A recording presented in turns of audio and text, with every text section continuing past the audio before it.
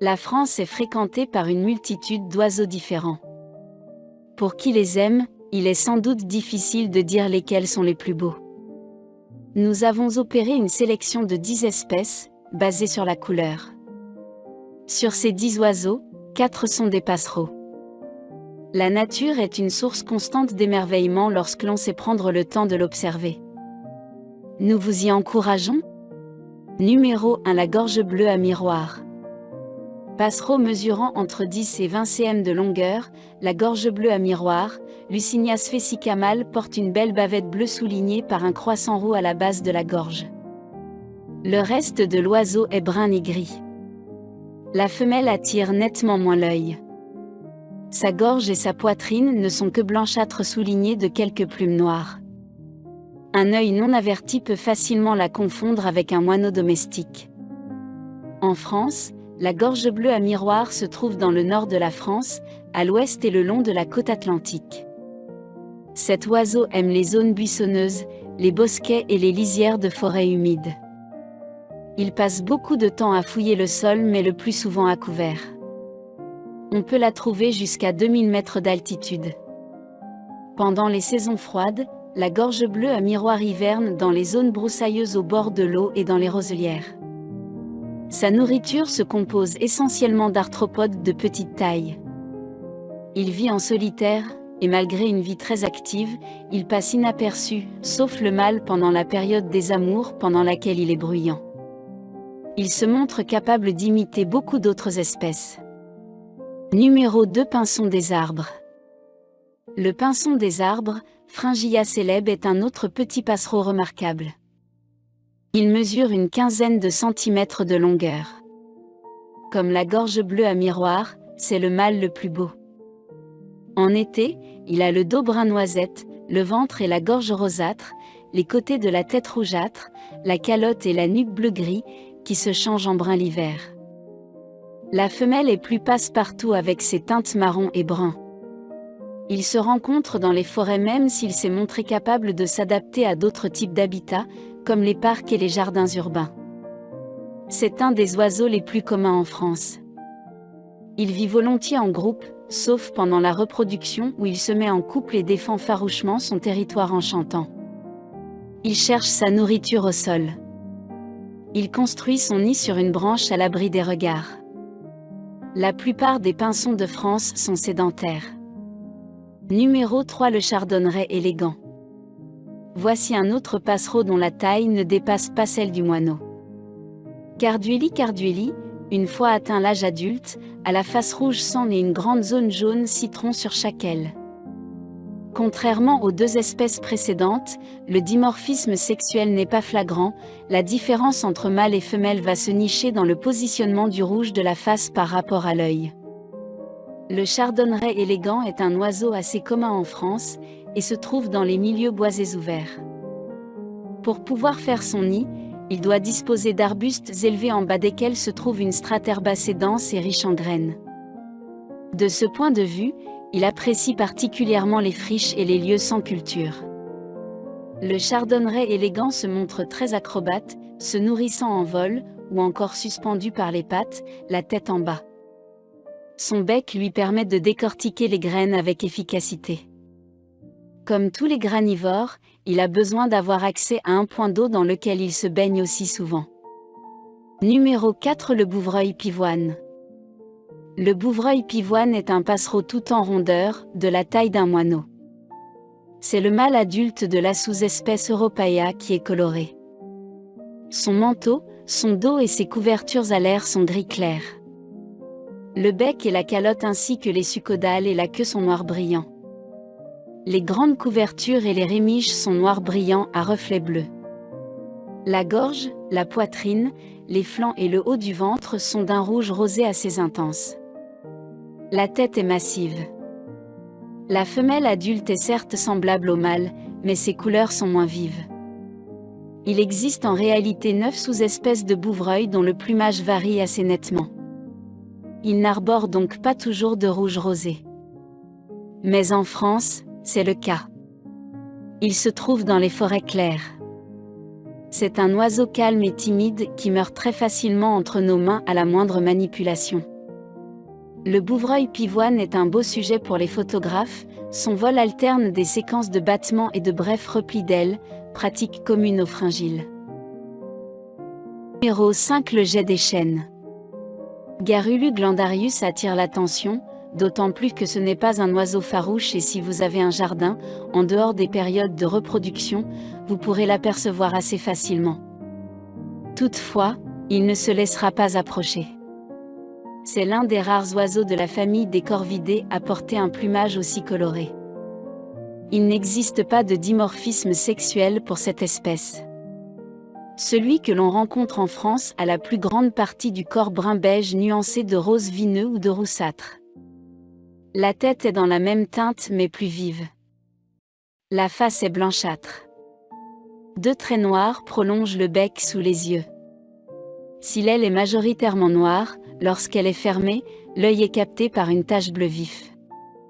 Le jet des chênes occupe tous les types de forêts, mais en Europe occidentale, il préfère les feuillus, chênes, charmes et hêtres.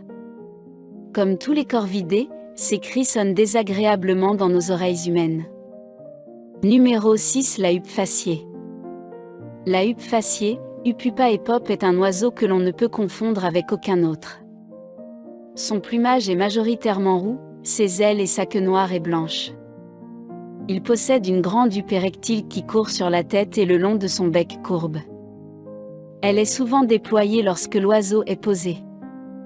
En vol, il attire l'attention par des battements qui sont caractéristiques. Ses larges ailes arrondies alternent noir et blanc. Leurs battements rapides ont un aspect saccadé, comme hésitant. La huppe faciée est capable de migrer, volant sur de longues distances la nuit pour éviter les rapaces diurnes. Mâles et femelles sont semblables, les secondes sont simplement un peu plus petites et un peu plus pâles. L'oiseau niche dans des cavités, qu'elles soient arboricoles ou rupestres, à condition qu'elles se situent dans un environnement ouvert à semi-ouvert, avec un sol nu ou faiblement enherbé. De ce fait, il côtoie souvent la chevêche d'Athéna. La huppe faciée est insectivore et se nourrit au sol. Numéro 7. La panure à moustache. La panure à moustache, Panurus biarmicu est aussi belle, qu'il soit mâle ou femelle, bien que chaque sexe porte un plumage différent. C'est globalement un oiseau très roux. Chez le mâle, la tête est gris clair et traits noirs horizontaux se dessinent le long des joues à partir de l'œil. C'est ce qui lui vaut son nom de panure à moustache alors que de véritables moustaches se dessinent dans le prolongement du bec. La gorge est blanche. Les scapulaires externes blanches et les liserés blancs des rémiges primaires forment 2 bandes blanches sur le côté. La femelle est roux clair et son plumage est moins vif que le mâle. Elle ne porte pas les 2 traits noirs verticaux sur la tête. C'est dans de grandes roselières touffues que vous pourrez observer cet oiseau. La panure à moustache niche également dans les roseaux. À la belle saison, elle se nourrit principalement d'invertébrés. Numéro 8. Le martin pêcheur d'Europe. Le martin pêcheur d'Europe, Alcedo ati, est un petit oiseau de la famille des Alcédinidés, connu pour son plumage bleu et roux, couleur qu'il partage avec la plupart des autres membres de la famille. Mâles et femelles sont très proches. Du manteau au sus-caudal, le bleu qu'il arbore est vif. Il n'est toutefois pas difficile de l'observer, il faut avoir l'œil aiguisé car il file à toute vitesse au ras de l'eau. Et malgré des couleurs vives, elles lui permettent de se fondre dans la végétation environnante. La couleur bleue des parties supérieures se fond dans le ciel clair reflété par la surface de l'eau. Les scapulaires et les couvertures alaires se nuancent de vert ou de bleu plus clair. Le dessous de l'oiseau est roux vif, sauf la gorge qui est blanche à crème. Le dessus de la tête est moucheté de touches claires. Cet oiseau se trouve sur les bords d'espaces aquatiques, que l'eau y soit stagnante ou courante, car ce qui compte, c'est qu'il y trouve de petits poissons pour se nourrir.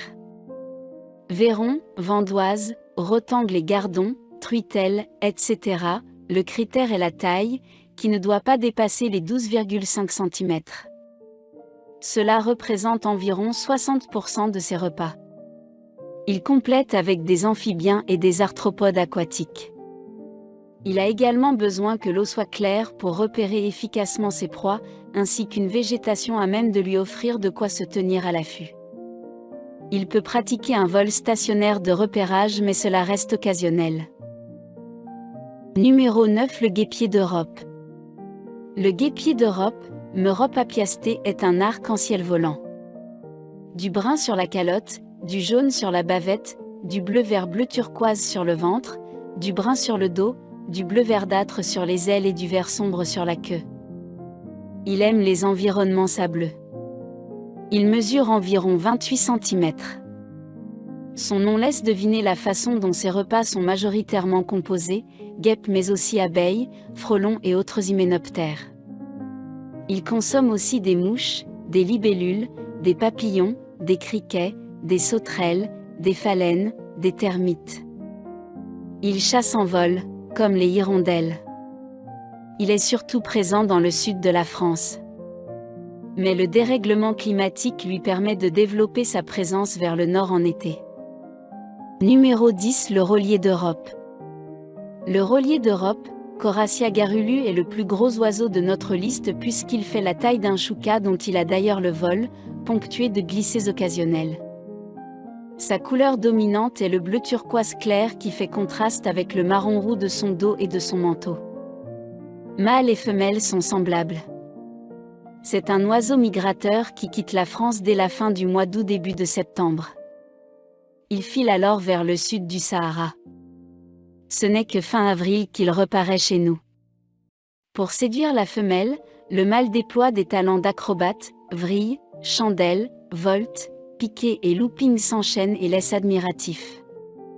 Il se nourrit de gros insectes, terrestres ou aériens, coléoptères et orthoptères comme les criquets, les sauterelles, les grillons, les cigales ou les mantes. Mais il ne dédaigne pas non plus les vers, les lézards, les micromammifères, les grenouilles et même de jeunes oiseaux lorsque les insectes se font rares.